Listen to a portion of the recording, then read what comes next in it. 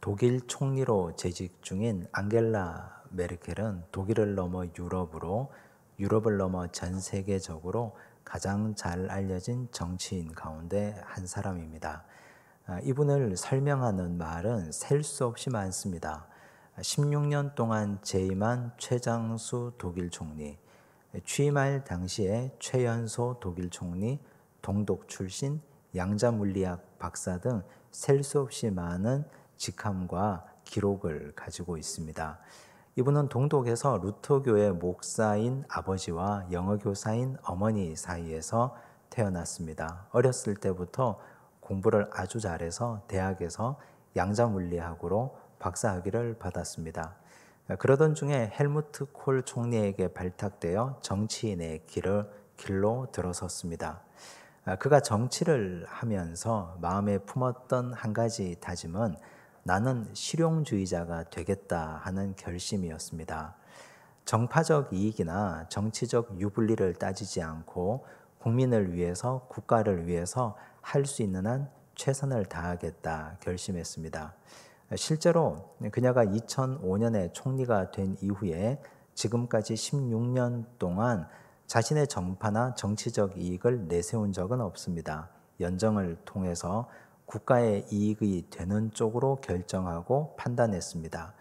그 과정을 통해서 2005년 총리가 되었을 때 그때 독일은 유럽의 환자라고 조롱받았지만 16년이 지난 후 오늘날 독일의 경제는 괄목할 만한 성장을 거듭했습니다.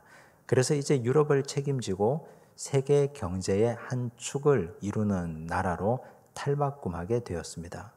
그 과정에서 유로존 금융위기를 타파하고 시리아 난민 문제를 해결하고 코로나 사태도 하나하나 해결해 나가는 중입니다. 퇴임을 앞둔 지금 그녀는 약 75%가 넘는 지지율을 기록하고 있습니다. 놀라울 정도의 지지율입니다. 이렇게 그녀가 총리로서 성공할 수 있었던 비결이 무엇일까? 곰곰이 생각해 보면 그녀는 총리였지만 여전히 총리가 아닌 임의와 아직 사이의 경계에서 긴장을 가지고 살았기 때문입니다. 이미 총리가 되었지만 아직 총리가 아닌 것처럼 여전히 겸손하게 여전히 최선을 다해서 하루하루 국민을 보고 나아갔던 것이 그 비결입니다. 사실 그녀의 삶에서도 이런 자세와 태도가 드러나는데 그녀는 항상 검소한 정장 자켓 차림의 옷을 입고 다닙니다.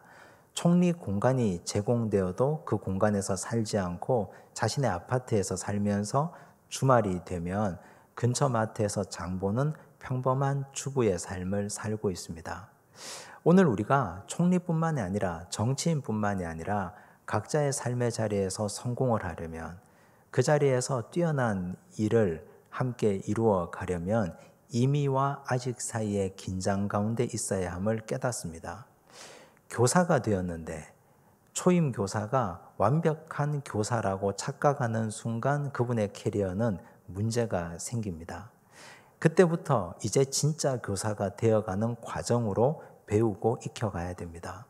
목사가 목사 안수를 받는 순간 완전한 목사일 수가 없습니다. 이미 목사가 되었지만 아직 목사가 아닌 상태로 배우고 부단히 발전하고 하나님 앞에서 겸손하게 나아가야 됩니다. 오늘 우리가 읽은 하나님 말씀은 예수님께서 말씀하시는 천국 비유입니다. 천국은 이미 도래했으나 아직 임하지 않았습니다. 예수님께서 이 땅에 오심으로 이미 도래했습니다. 하지만 아직 예수님이 재림하지 않았기 때문에 아직 완전한 천국이 이 땅에 임한 것은 아닙니다. 이미와 아직 사이의 긴장, 그 가운데 교회는 어떻게 행동해야 하며 성도는 어떻게 살아가야 하는지를 오늘 말씀이 우리에게 깨닫게 합니다. 이 말씀을 통해서 우리도 천국 백성으로 이미와 아직 사이에서 어떻게 살아가야 하는지를 깨닫는 시간이 되기를 바랍니다. 먼저 47절을 보십시오. 함께 읽습니다. 또 천국은 마치 바다에 치고 각종 물고기를 모으는 그물과 같으니. 예수님이 천국을 그물이라고 비유하셨습니다. 그런데 이 그물은 바다에 치고 각종 물고기를 모으는 그물입니다. 여기 각종이라고 기록된 단어는 헬라어 파스입니다. 파스는 모든이라는 뜻입니다. 모든 물고기를 모으는 그물을 천국이라고 말씀하셨습니다. 예수님의 비유의 말씀을 듣는 사람들은 갈릴리 바닷가에서 고기 잡는 모습을 떠올렸을 것입니다. 다양한 방법의 고기 잡는 방식이 있지만 예수님이 말씀하신 이 방식은 배 두 척이 이쪽과 저 끝에서 그물을 걸고 그물을 바다 밑까지 늘어뜨립니다. 그리고 배가 함께 쭉 끌어다니며 움직입니다.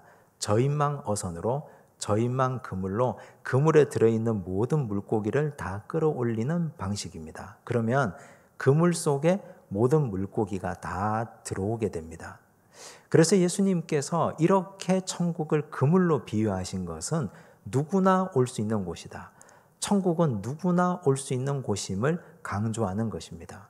그런데 이렇게 말씀드리면 지금까지 우리가 알아왔던 천국과는 전혀 다른 개념의 천국이 됩니다. 지금껏 우리는 천국은 아무나 올 수 없는 곳이라고 알고 있고 배워왔습니다. 검증된 사람, 이 땅에서 수고하고 이 땅에서 땀 흘리고 이 땅에서 하나님께 인정받은 사람만 들어갈 수 있는 그곳, 우린 그곳을 천국이라고 배웠습니다. 틀린 말이 아닙니다. 맞는 말씀입니다. 요한계시록 21장 26절과 27절을 보십시오. 함께 읽습니다. 사람들이 만국의 영광과 존귀를 가지고 그리로 들어가겠고 무엇이든지 속된 것이나 가증한 일 또는 거짓말하는 자는 결코 그리로 들어가지 못하되 오직 어린 양의 생명책에 기록된 자들만 들어가리라. 오직 어린 양의 생명책에 기록된 자들만 들어갈 수 있는 곳이 천국입니다. 맞습니다. 짐승의 표를 받지 않은 자, 이 땅에서 믿음의 절개와 정절을 굳게 지킨 자들에게 주어지는 하늘의 축복이 천국입니다. 그런데 오늘 주님은 이 말씀에서 천국의 개념을 확장시켰습니다. 누구나 올 수 있는 곳. 물고기는 누구를 의미하는 것일까요? 물고기는 바로 우리들, 성도들, 사람들을 의미합니다. 누구나 올 수 있는 이 땅의 열린 공간이 어디입니까? 예수님이 말씀하시는 그물은 바로 교회를 지칭합니다. 교회는 누구나 올 수 있습니다. 가진 자나 못 가진 자나 배운 자나 못 배운 자나 종이나 자유인이나 포도주나 젖을 살 때 값없이 돈 없이 와서 누구나 다 은혜를 입을 수 있는 곳이 바로 교회입니다. 교회는 바로 이 땅의 천국이라고 우리 주님이 말씀하신 것입니다. 교회를 우리가 얘기할 때는 예수님께서 부활하고 승천하시고 난 이후에 첫 번째 교회가 생겼습니다. 예루살렘 교회입니다. 예수님께서 부활 승천하시고 난 이후에 예수님의 제자 베드로와 요한, 예수님의 동생 야고보가 예루살렘 교회의 기둥이 되었습니다. 베드로가 한 번 설교하면 3,000명, 또 한 번 설교하면 5,000명이 모였습니다. 대형 교회가 됩니다. 이 교회에서 안디옥 교회를 개척합니다. 안디옥 교회는 바울과 바나바, 바울과 실라를 파송했습니다. 그래서 복음이 세계화되었습니다. 로마가 기독교를 공인한 이후에 복음은 전 세계로 확대되어 갔고 교회가 세워졌습니다. 그래서 오늘 우리도 주일날 교회에서 예배드리고 있는 것입니다. 그런데 교회의 유효기간은 과연 언제까지일까요? 예수님이 이 땅에 오심으로 교회가 시작되었다면 교회는 언제까지 지속 가능하겠습니까? 예수님이 재림하시면 교회는 존재 의미가 더 이상 없습니다. 새하늘과 새 땅이 임하고 하나님이 주인 되시고 예수님께서 왕으로 다스리시면 교회는 의미가 없지 않습니까? 목사의 설교가 무슨 의미가 있겠습니까? 성경 공부가 왜 의미가 있겠습니까? 이제는 새하늘과 새 땅이 도래했는데. 그래서 교회의 유효기간은 예수님의 초림과 예수님의 재림 사이에만 가능합니다. 그러면 그 기간 동안 교회의 사명이 있습니다. 어떤 사명이 있을까요? 오늘 예수님께서 하신 이 말씀, 교회는 모든 물고기를 모으는 그물이라고 말씀하시는데 답이 있습니다. 교회가 예수님의 재림 때까지 해야 될 가장 중요한 사명은 영혼 구원의 사명입니다. 모든 물고기를 모아드려야 됩니다. 교회는 그 일을 위해서 부름받았고 교회는 그 일을 위해서 지금도 성실하게 한 걸음 한 걸음 나아가야 됩니다. 바로 교회는 전도의 사명을 가지고 있는 공동체입니다. 여러분은 전도라고 하면 어떤 이미지가 떠오르십니까? 과거의 전도는 오늘날도 역시 그렇지만 어깨부터 허리까지 띠를 띠고 예수천당 불신지옥이라는 문구를 붙이고 선포식 전도를 했습니다. 예수 믿으라고. 예수님 시절부터 지금까지 그 전도는 지금도 여전히 유효합니다. 길거리에서 어디에서든지 하나님의 나라를 선포하는 선포식 전도를 했습니다. 그런데 세월이 많이 바뀌고 시대가 변했습니다. 이제 우리는 관계 전도를 합니다. 아마 많이 들어보셨을 것입니다. 나와 관계를 맺고 있었던 사람들, 가족, 일가, 친지, 직장 동료, 동네 주민들, 그분들에게 복음을 전합니다. 교회별로 새생명 잔치도 많이 합니다. 부활주일에 영혼을 가슴에 품으라고 하고 6개월, 7개월 동안 위에서 기도합니다. 선물도 전달합니다. 추수감사주일이 되면 그분을 교회로 모십니다.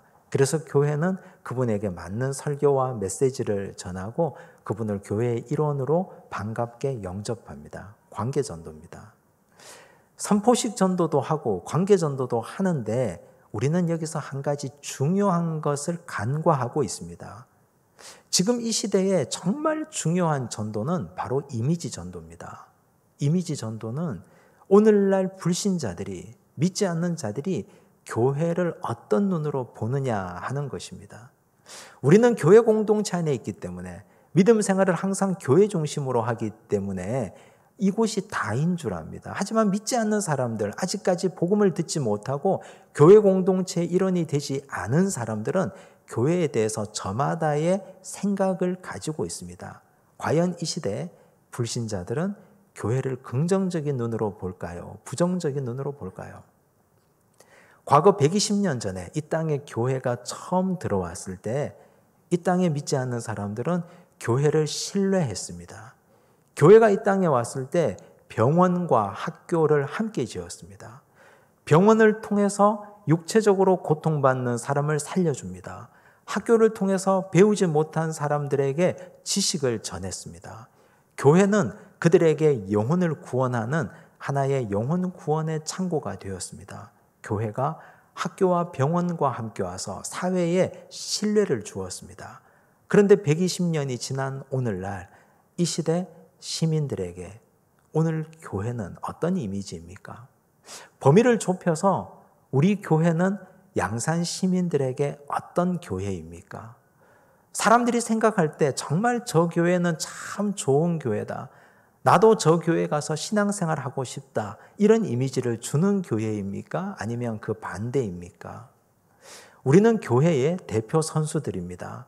믿지 않는 사람들이 나를 보고 교회에 대해서, 하나님에 대해서 어떤 느낌, 이미지를 가지겠습니까?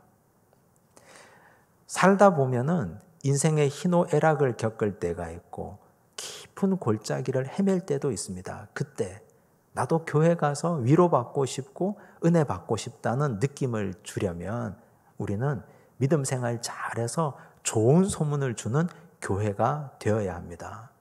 그렇다면 세상에 믿지 않는 사람들이 교회에 대해서 좋은 이미지를 가지려면 우리는 어떤 교회로 이미지를 남겨야 할까요?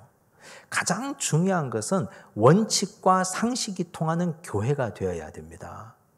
세상보다 교회가 더 원칙이 통하지 않는다면, 세상보다 교회가 더 비상식적이라면, 교회 왔는데 특권이 난무하고 뭔가 불투명한 것이 교회 안에 계속해서 횡행하고 있다면 어떻게 세상에 좋은 이미지를 줄 수 있겠습니까? 교회는 재정 운영이 투명해야 됩니다. 교인들이 헌금하는 것, 사용하는 것이 투명해야 됩니다. 그래야 이 교회가 좋은 교회가 되고 좋은 이미지를 주는 교회가 될 수 있습니다. 교회는 반칙이 통해서는 안 됩니다. 모든 사람들이 다 공정하고 누구에게나 인정받고 공정한 교회가 되어야 이 교회는 좋은 교회가 됩니다. 그리고 교회는 세상의 나눔의 공동체가 되어야 합니다. 세상 사람들도 많이 나누지 않습니까? 그런데 교회가 세상 사람들보다 덜 나누고 나누지 않고 움켜쥐고 긁어 모으기만 한다면 어떻게 세상을 설득할 수 있겠습니까? 그래서 교회는 원칙과 상식이 통하고 나눔이 있는 아름다운 공동체가 될 때 좋은 이미지를 줄 수 있습니다. 그런데 대형 교회가 사고치고 지역의 중추적인 교회가 분열되고 싸우고 좋지 않은 소문이 들린다면 그건 그물을 찢는 행위입니다. 그물이 찢겨나가고 그물 곳곳이 구멍이 뚫려 있으면 물고기가 들어왔다가 다 빠져나갈 것 아닙니까? 어떻게 전도가 되겠습니까? 그런 의미에서 오늘 우리는 정말 좋은 교회를 만들어야 될 사명을 가진 자들입니다. 이것은 우리가 영혼 구원을 위해서 가장 먼저 가장 중요하게 마음을 모으고 해야 될 일입니다. 오늘 우리가 선포식 전도도 하고 관계 전도도 하지만 우리 교회가 좋은 교회가 되도록, 그리고 한 사람 한 사람이 좋은 성도가 되어서 내가 이 교회의 대표 선수로 이 시대와 민족에게 좋은 그물을 제공하는, 이미지를 제공하는 믿음의 백성들이 되시기를 바랍니다. 그렇게 하면 그물 안에 많은 물고기가 들어올 것입니다.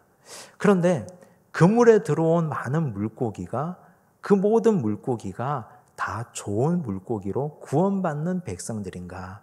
그렇지 않습니다. 오늘 말씀 48절에서 50절을 보십시오. 함께 읽습니다. 그물에 가득함에 물가로 끌어내고 앉아서 좋은 것은 그릇에 담고 못된 것은 내버리느니라. 세상 끝에도 이러하리라. 천사들이 와서 의인 중에서 악인을 갈라내어 풀무불에 던져 넣으리니 거기서 울며 이를 갈리라. 좋은 물고기도 있고 못된 물고기도 있습니다. 좋은 물고기는 그릇에 담고 못된 물고기는 내버린다 했습니다. 우리가 가지고 있는 착각 가운데 하나가 교회 오면 교회 안에는 무조건 구원이 있다고 생각하는 것입니다. 그렇지 않습니다. 오늘 말씀이 입증하고 있지 않습니까?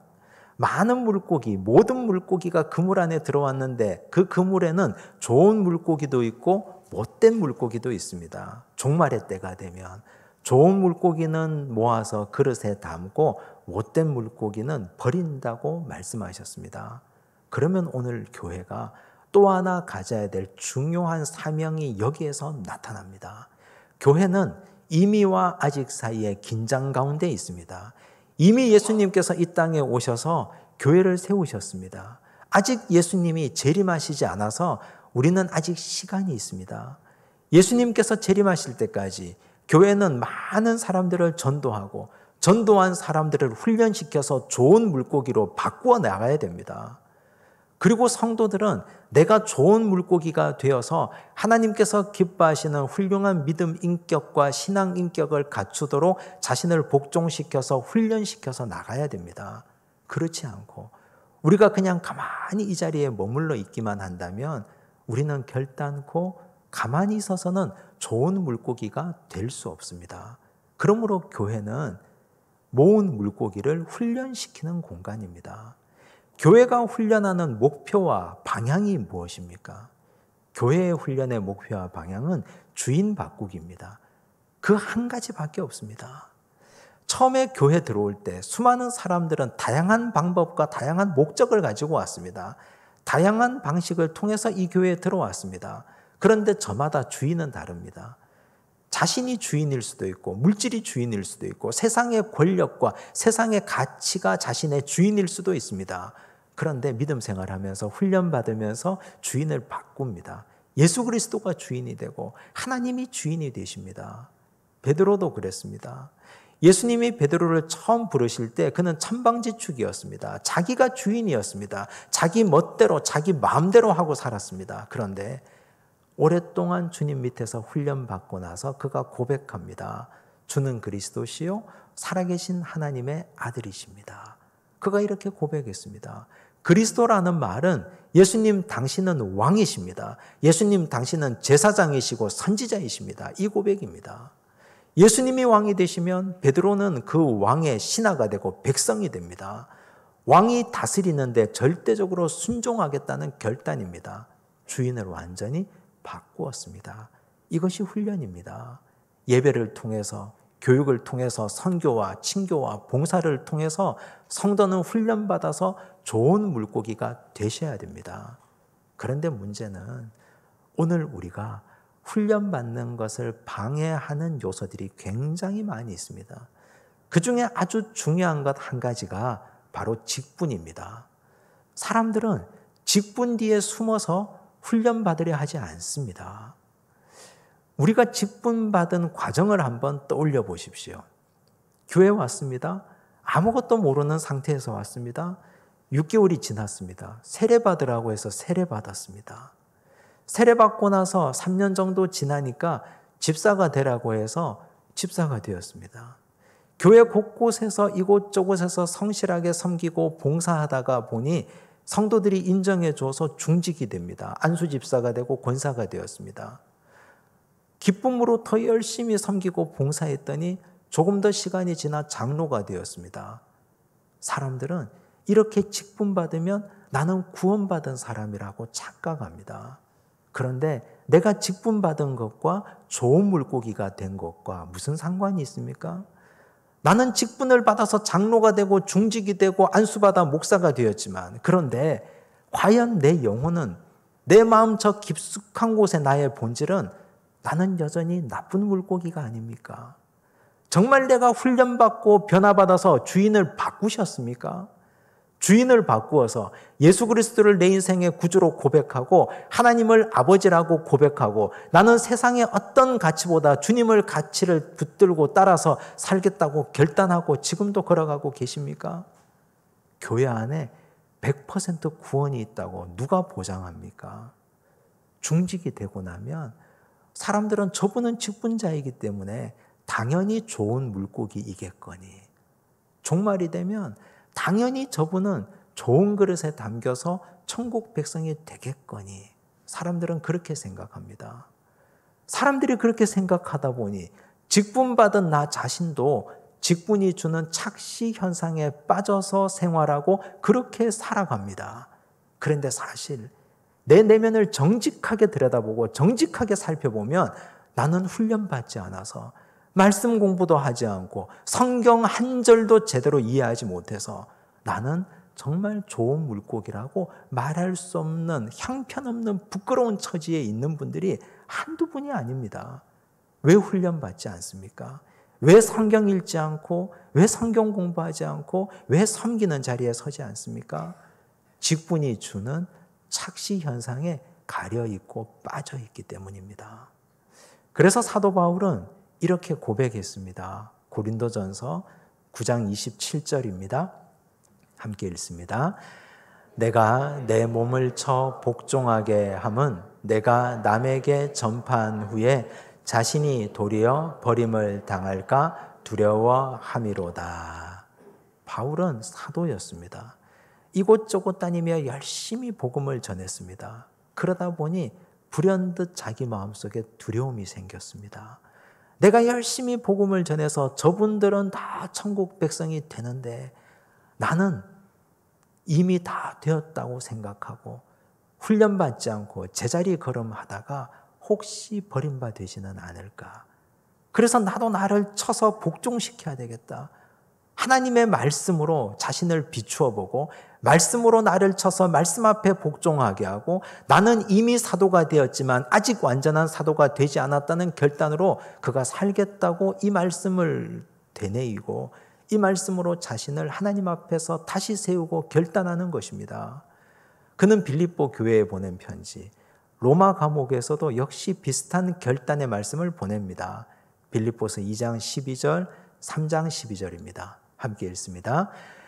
그러므로 나의 사랑하는 자들아, 너희가 나 있을 때뿐 아니라 지금 나 없을 때에도 항상 복종하여 두렵고 떨림으로 너희 구원을 이루라.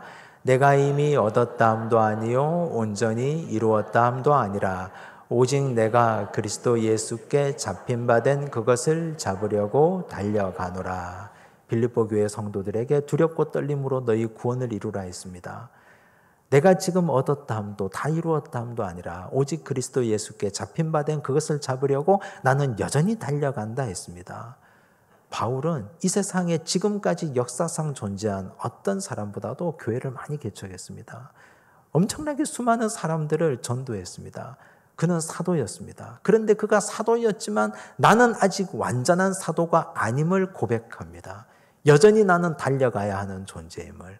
주님 오시는 그날까지, 이 세상에서 내 생명 다하는 그날까지 나는 여전히 달리고 또 달려가야 하는 존재임을 그는 고백했습니다. 그는 이미 사도가 되었지만 아직 사도가 되지 않았다는 이 긴장감 가운데 살고 있었기 때문에 가능한 일입니다. 우리는 어떤 영적 긴장감 가운데 살고 계십니까? 이미 목사가 되었습니다. 그러면 완전한 목사입니까? 그렇지 않습니다. 매일같이 말씀을 연구하고 읽고 말씀 앞에 자신을 세우고 성도들에게 믿음의 본을 보이고 그러면서 목사가 되어가는 과정이 참된 목사로 세워져가는 과정입니다. 이미 기름 부어서 중직이 되었습니다. 그렇다고 완벽한 중직이 아닙니다. 너희는 끊임없이 말씀을 연구하고 공부하고 훈련하고 열심히 봉사하고 초심을 잃지 않고 하나님 나라가는 그날까지 경주하고 또 경주해야, 그래야 우리는 좋은 물고기로 변화받을 수 있습니다. 교회학교 교사가 한 번 되면 영원히 교회학교 교사입니까? 성경을 읽고 묵상해서 아이들 앞에 서서 말씀을 가르치기에 부끄러움이 없는 사람으로 매일같이 자신을 갈고 닦아야 됩니다. 한 번 찬양대 임명받으면 죽을 때까지 찬양대원이십니까? 그렇지 않습니다. 찬양대원으로 그 자리에 설 수 있는 자신의 영적인 영성과 인성을 갈고 닦아야 됩니다.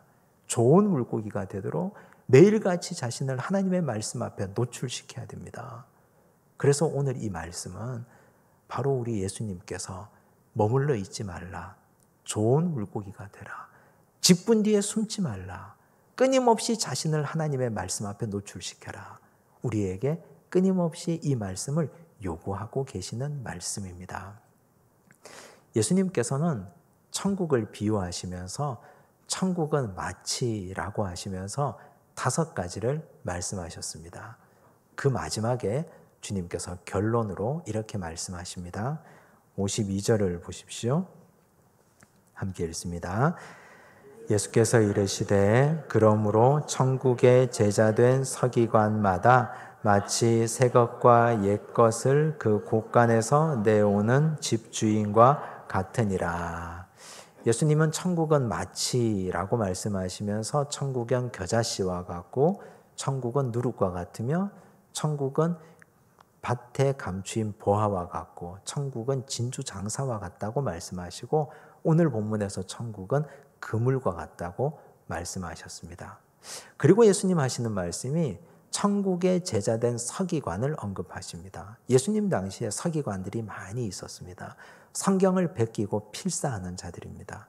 인쇄 기술이 없었기 때문에 성경 말씀을 손으로 베껴서 남들에게 읽혀주고 전해주는 역할을 서기관들이 했습니다. 그러므로 이 서기관들이 얼마나 성경에 박식했습니까? 많이 알고 있었고 많이 외우고 있습니다. 그런데 진정한 천국의 제자된 서기관이 되려면 새 것과 옛 것을 자기 곳간에서 내오는 집주인이 되어야 합니다. 제대로 된 서기관이 아닌 사람들은 옛 것에만 집착합니다. 수천 년 전 하나님의 율법, 그 말씀을 박제해 놓고 오늘 나에게는 적용하지 않습니다. 정말 진정한 천국의 제자된 서기관은 2000년 전 예수님께서 말씀하신 이 비유의 말씀을 새 것으로 오늘 나에게 적용하는 분들입니다. 천국은 마치 5가지 말씀을 하셨는데 이 말씀 하나하나를 오늘의 나에게 적용하시기 바랍니다. 그러면 우리 모두가 다 천국의 제자된 서기관들이 됩니다. 그리고 우리는 하늘나라 말씀 곳간의 집주인이 됩니다. 서기관들만이 집주인이 아니라. 그러므로 오늘 우리가 이 말씀을 나에게 적용시키고 우리 교회에 적용시키고 내 인생에 적용시켜서 우리 인생을 풍성하게 만들어 가시는 집주인들, 천국의 제자된 서기관들이 되시기를 바랍니다. 기도하겠습니다. 하나님 아버지 감사합니다. 천국은 그물 같다고 말씀하셨습니다. 누구나 올 수 있는 천국, 하나님의 교회에 영혼 구원의 사명을 말씀해 주셨습니다. 주여, 우리 교회가 선포의 전도도 관계 전도도 하지만 이미지 전도를 하고 있는 교회인지 돌아봅니다. 양산 시민들이 우리 교회를 어떤 눈으로 바라보는지 끊임없이 우리를 성찰하게 하옵시고, 우리가 진정 상식이 통하고 이성적인 교회, 사람들에게 합리적인 교회가 되고 베풀고 나누는 교회가 되게 하옵소서. 그리하여 인생의 어려움을 겪을 때 우리 교회가 기억나게 하시고, 이 땅에 있는 많은 사람들이 모든 물고기가 교회로 모이는 역사도 허락하여 주옵소서. 이제 모은 물고기들을 하나님의 말씀으로 훈련시키는 교회가 되기를 원합니다. 우리가 훈련받는 좋은 물고기 되게 하옵소서. 직분 뒤에 숨지 않도록 도우시고, 우리가 하나님 앞에 자신을 내어놓고 말씀 앞에 자신을 처복종시켜가며 오직 그리스도 예수께 잡힌 바 된 그것을 잡으려고 달려가는 우리 모든 주의 백성 되게 하여 주옵소서. 그리하여 이미와 아직 사이에 긴장 가운데 살게 하옵시고, 예수님께서 오시는 그날에 우리 모두가 좋은 물고기가 되어서 천국 백성 되도록 역사하여 주옵소서. 모든 말씀 예수님 이름으로 기도드리옵나이다. 아멘.